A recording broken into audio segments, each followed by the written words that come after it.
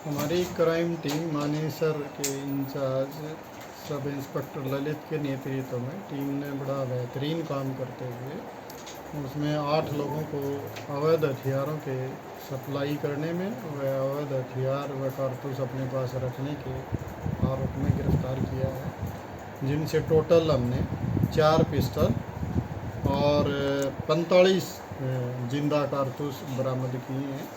इसमें सबसे पहले हमने एक शैलेंद्र नाम के आरोपी जो 22 साल का है और उसको दिनांक 10/4/2023 को गिरफ्तार किया और वेपन के साथ। और जब उससे पूछताछ की गई तो उसने बताया कि वो अपने 2 और साथियों के साथ मिलके और यहाँ पे उनसे हथियार खरीद के और गुड़गांव व बेरी व दूसरी दिल्ली यहाँ हथियार सप्लाई का काम करता है।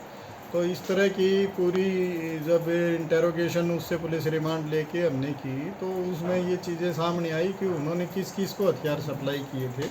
हमने फिर उन लोगों पे रेड की, उन लोगों को भी अरेस्ट किया, उनके कब्जे से कारतूस और उनसे हमने वेपन बरामद किए और इस टोटल इस सारे मामले में हमने 8 लोगों को अरेस्ट किया, जिनमें से 3 सप्लायर हैं जो ये सिलेंडर 2 लोगों से जिनसे ये लेके और आगे यहाँ सप्लाई करता था, तो 3 इस तरह से ये सप्लायर हैं। 5 लोग वो हैं जिनको इन्होंने हथियार सप्लाई किए थे और उनके कब्जे से हमने कारतूस या पिस्टल या कट्टे हमने बरामद किए हैं।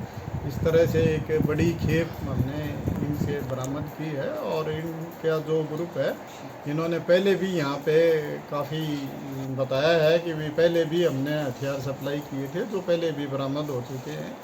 आगे भी डिटेल इंटेरोगेशन करके और इनके और जो भी साथी बचे हैं उनके भी पूरे संपर्क ढूंढ के उनके खिलाफ भी कार्रवाई की जाएगी। आरोपी कौन है, कहाँ के रहने वाले हैं, क्या कुछ इनका क्रिमिनल रिकॉर्ड है? ये एक शैलेंद्र है, एक ये निखिल है, एक डालडा कुशवा उर्फ डालडा है। ये यूपी के रहने वाले हैं जो सप्लाई का काम करते हैं। बाकी जो मंजीत है और सोनू है, जयपाल है, जोगेंद्र है, ये बेरी के रहने वाले हैं झज्जर में, और एक दिल्ली का रहने वाला है। तो इस तरह के ये अलग अलग आरोपी हैं और ये यूपी से लाके यहाँ सप्लाई करता था। इन्होंने इससे वेपन खरीदे थे। तो इस तरह से ये सारा रैकेट काम कितने का बेच रहे थे सर?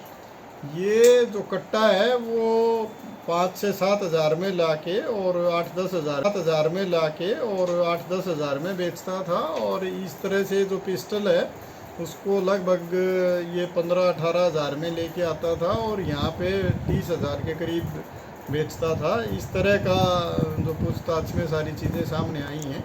बाकी और डिटेल इसके बारे में और भी खोजबीन जारी है और उसमें जो चीज़ें सामने आएंगी आपके साथ शेयर की। सर इसमें किसी गिरोह का इन्होंने पर्टिकुलर सप्लाई किया है क्या सर? आपने जो बताया झज्जर बेरी में इन्होंने सप्लाई किया है। ऐसा कोई गिरोह को टारगेट करके इन्होंने सप्लाई किया हो इस तरह की चीज़ पूछताछ में नहीं आई, लेकिन इनके जो संपर्क में जो लोग आए उन्होंने जिसने इनसे डिमांड की उनको इन्होंने ये हथियार उपलब्ध करवाए थे। इस तरह की चीज़ सामने आई।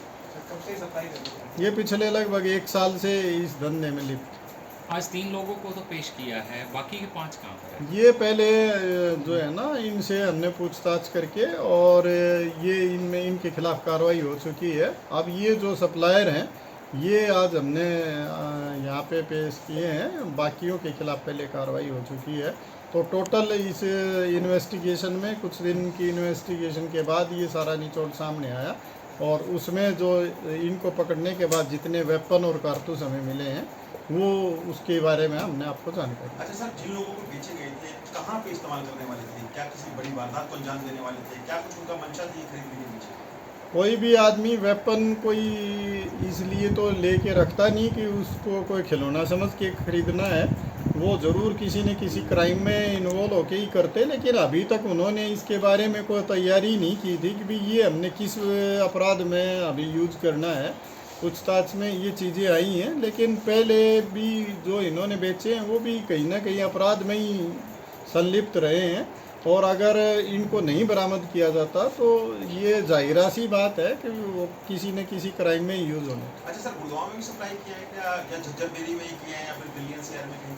नहीं, दिल्ली एनसीआर की बात सामने आई है और बेरी के ये जो लोग थे इनके पास भी इन्होंने दिए थे, लेकिन इनका जो मेन संपर्क जिनसे बेरी वालों से भी हुआ वो गुड़गांव में ही हुआ इनसे, और फिर वो वहाँ पे इन्होंने उनको सप्लाई दी। इस तरह की चीज़ें सामने। ठीक।